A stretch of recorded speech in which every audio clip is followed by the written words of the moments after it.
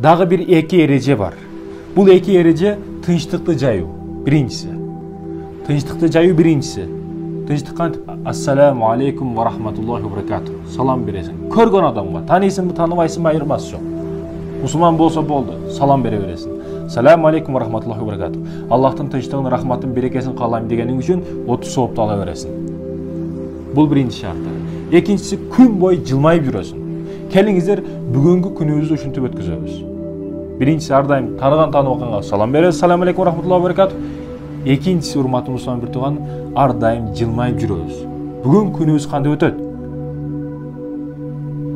Башка күндөрдөн жакшы өтөт, зор өтөт. Жылмайуу урматтуу мусулман бир тууган жугуштуу оору сыяктуу. Ал жылмайган сен жылмайган адам сага жылмайып карайт. Жылмайып жугуштуу нерсе. Ошондуктан жылмайгын. Жылмайып жүрөйүн. Жылмаюуга не жетсин.